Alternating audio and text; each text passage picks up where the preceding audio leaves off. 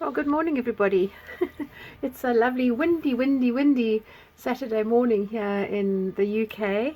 They are forecasting really strong winds, and it's a perfect time to sit down with your crafting things and start doing some projects. So today I thought I'd show you just a quick way to actually distress a page that you might want to use, and I'm talking about mostly magazine pages which have got big images. Perhaps you like the colors but you don't like the design so much, or perhaps it just looks a bit flat, or it looks too much as though it's come out of a magazine. So let me just show you a little bit that you could do with just using a little bit of sanding paper or an emery board and a stencil. So it's really quite easy. So I'll start off by showing you something that I have already done here, just so that you've got an idea. Let me just move these out the way. Right, so this was from a glossy magazine. It's quite a thinnish paper, and it's obviously printed on both sides. And I hope you can see these lovely little sort of vein-like marks I've got here. I used a stencil that actually has like a bark texture on it, and I repeated the design several times. You can see up here on the sky part, it's got quite a nice open design, but it just has, in a sense, pushed the design into the background but added a little bit more texture, so it doesn't look quite as much like a magazine picture. And obviously with this lovely texture that I've got here on the bark and stuff, with the stencils of the bark, I could nicely cut out journal cards, stick this on the back of a journal card. I could make tags, I could do all sorts of things. I don't have to use this as a whole image. Here's another image where I've actually taken a star-shaped stencil. You can see it quite nicely here in the corner, and I've just created a little bit of texture using that. But I have done it also over the flower border, and I really like that. It's actually come out rather nicely, so I'm very pleased to have tried a star on there. You know, it's not something you would automatically think of, a star on plant material. Anyway, let me show you how to do it. It's really quite fun. So first of all, not all paper works the same way. So you're going to need to perhaps just have a piece of test paper from your magazine or whichever pictures you're using, just to try it out to actually see. So this is a piece of Daphne's diary that I've got. It's a page that I probably won't use all of. I'm probably going to cut that out, and I might use a little bit of that sort of strip, but for most of it I'm not going to use this page. So I'm actually going to use this as a test just to see how my designs come out. I've got a sanding block here, and I'm going to be using that, but I'll also show you how to use an emery board. And for this one, I think I'm just going to start off using a star stencil. So what you need to do is actually place your stencil underneath your design, and you can use a little bit of washi tape just to secure it. But because my stencils are fairly small, I'm just going to use my hand. Now, the big secret here is when you are starting to work over your stencil, you must have your sanding tool, whether it's an emery board, it might be one of those sanding nail files, those spongy ones, or just sandpaper, and you're wanting to work with a very fine sandpaper. You must work with everything flat. So if you're going to use a nail file, you've got to actually work with it flat down. If you work at an angle, the chances are that you're going to just dig through into your paper and make a hole.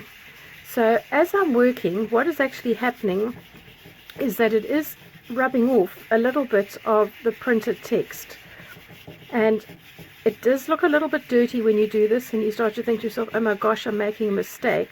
But you will find that it actually just adds to your design.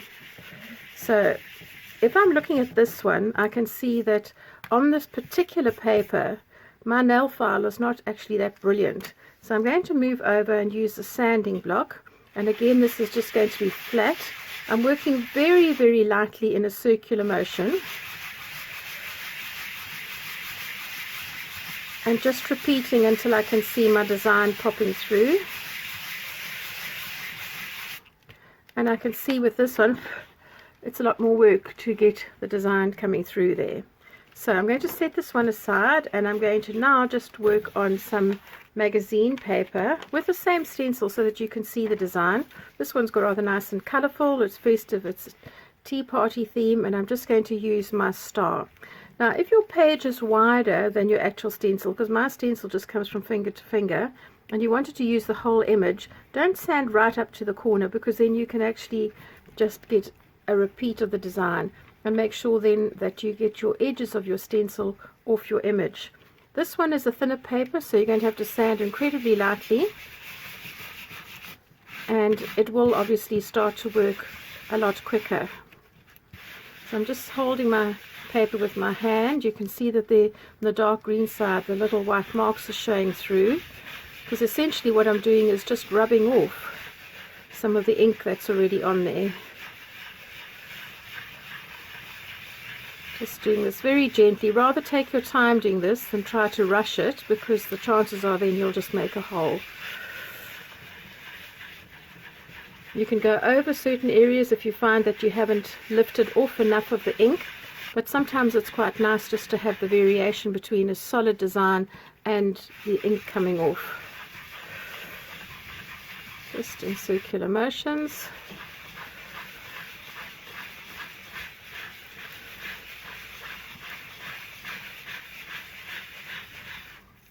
And it will probably take you about maybe 1 or 2 minutes just to gently work over your design, depending obviously on the size of your stencil. Some designs will work better than others. I found that the designs that were very large and open didn't work as well as the ones that have smaller designs. So here we go. Let me show you. This has come out really nicely here.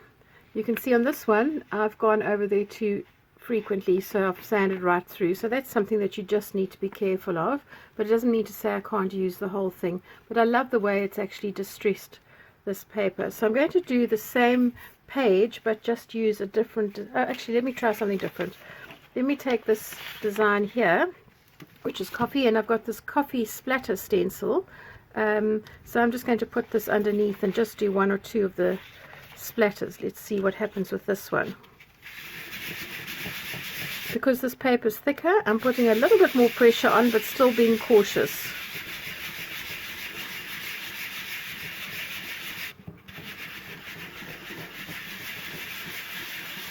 This one's coming up nicely.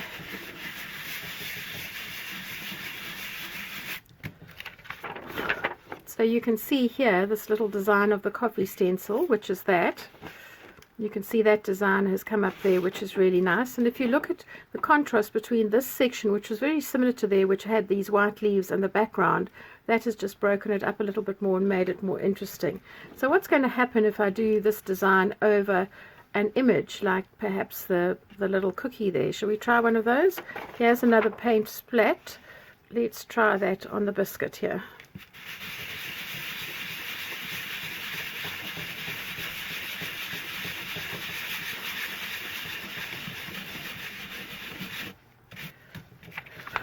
There we go. That's just created a lovely little texture. So you can play around with this. So I know that this star stencil works nicely. I've now tried this. It's got paint splats or coffee splashes, and that actually works nicely.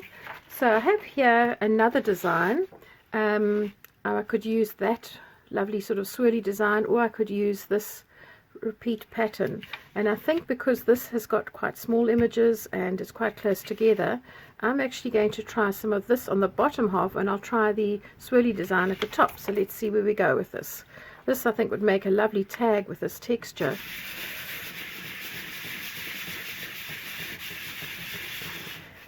Does seem funny sanding paper, doesn't it? I must say, when I did this I thought to myself, oh, people will probably think I'm bonkers, but they probably do in any case without me having to do this.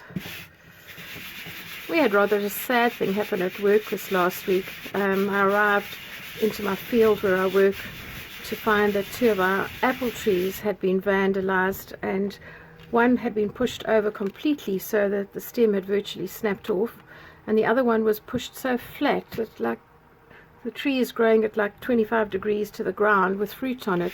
Not quite sure how we're going to remedy that, but I have a colleague who is a horticulturist, so I've asked his advice and he's going to have a look at it on Monday. But yeah, that was rather sad to find that somebody wants to actually just do that just to be otherwise. Right, this is coming up rather nicely. I like this.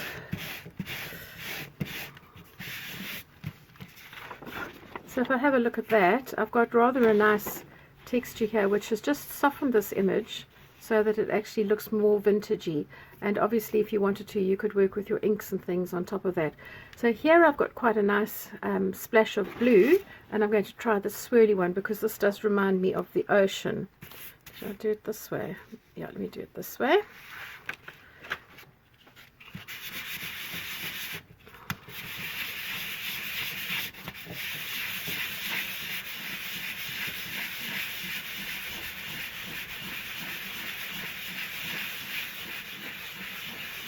You can see on the plain colors how just the design just pops through, and it's much more sort of dominant than the patterned ones. But I do like it on the pattern, you know, on a patterned, when I say patterned, I mean a busy background, because it actually just breaks it up as well.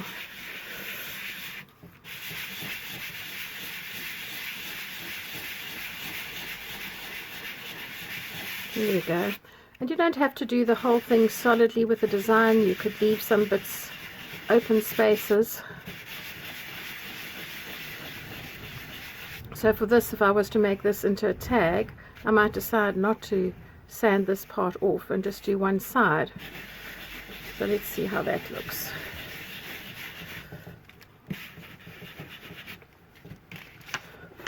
Now that's rather lovely.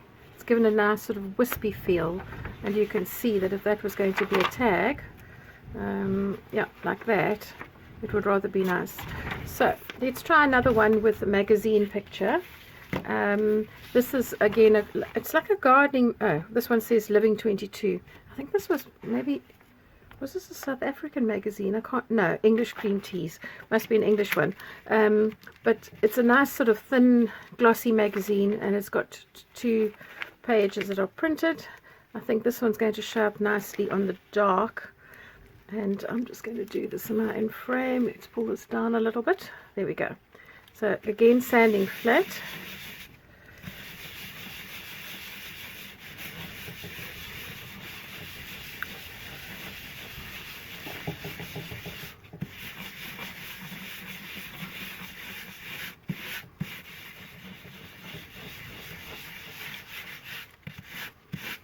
And you see on the dark one how beautifully it shows up very, very quickly. I think for me the winner is these sort of thinner glossy magazines. They seem to actually just lift off enough of the ink to work quickly without actually having to sand too hard. So you'll probably find that you have better success with that. Right, so that's come up really nicely. And I'm just going to repeat it a little bit on this side as well. So it's okay if the stencil that you rub off is on both sides and it overlaps, it's okay. Remember, you're just breaking up this background. It's a bit like painting, you know. I don't know if you remember the old days where we used to do all these paint techniques like sponging on the wall and doing those sort of things. The color that you put on last tends to be the one that is most dominant. So for instance, if you'd painted your wall say a yellow and you didn't like it and you wanted to put a pink on top, if you sponged a pink over the yellow, you would see the pink as being the more dominant color than the yellow. And I think that's exactly what's happening here, is that you've got something that's laying on top of the image and it's just pushing it into the background a little bit, so it's giving a little bit of depth and a lot more interest. Right, so let's move this over. And if I do a bit on the tree here, you'll see that this will pop up quite quickly. Well, there you go. That's just a lovely way that you can actually distress a page. It's very subtle, but I do like it a lot. And I think I'm going to be using this quite a bit in my journals. So I will probably put at the end of this video a couple of things that I've made with these pages, just to show you what you can do. And I hope that this has just given you another way to play with paper and include it in your junk journals. Thank you for joining me. If you've enjoyed this video, please give me a like and please consider subscribing to my channel. And if you have any topics that you would like me to cover about junk journaling or basically any other crafts, just leave me a comment in the box below and I'm happy to actually make a video on that at some stage. Bye for now.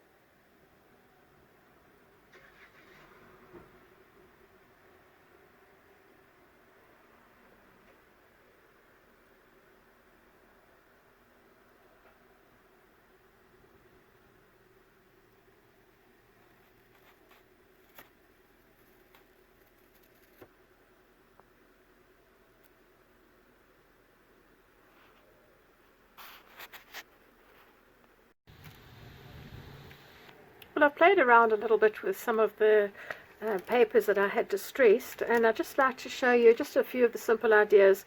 I really only made what could be a journal card or a tag, maybe a belly band. I haven't embellished them a lot because until I know where I want to put them, I don't know what the theme will be. So I made this little card. I just used some hand decorated paper. This one I have got a video on. It's called Stamping Off, and I will link that in the description box below, because if you have got stamps, it's just another way to use them. But this I could put a little eyelet in, or I could use it as a little journaling card. This one that had the little stars on, I have again another piece of hand decorated card, and I stuck the image down and I had a little bit on the end, and I thought, what shall I do? So I've just put a little ticket on either side so that this could actually go either as an insert into something and be used as journaling space on the back, or I could actually glue it in somewhere, you know, like in between. If I had to slide it into a signature of my book, I could work with it there. This one has also hand decorated card. I get these little A5 cards from Poundland, and when I've got a little bit of paint left on over on my palette, I just paint color on. Yeah, I've done it with a couple of these. Whatever color I've got left over, I just paint on these cards and then I use them as backgrounds. So this was the one that I did with that sort of watery stencil design. I've just put a couple of stamped images on, inked it up using my walnut distress ink, and used my Stays On Black for working with the darker stamps. Yeah, so this could again be a journaling card of some sort, or a rather large tag. This one that had the lovely sort of swirly patterns on, I've just put a little bit of stamped text there and a decorated piece that you could tuck in into a tuck spot. This one I just really love. It's come out nicely, so that had that sort of uniform pattern. I've put a text stamp there. And then this piece that was the stars over the garden. I don't know, some things just bring you joy, and this one for some reason brings me joy. So I just put a little bit of stamped text at the bottom, and at the back again a little bit more of that hand decorated card with the stamped off daisy technique. So just another idea for you, and yes, I'd love to hear what you think about this, so leave me a comment below. Bye for now.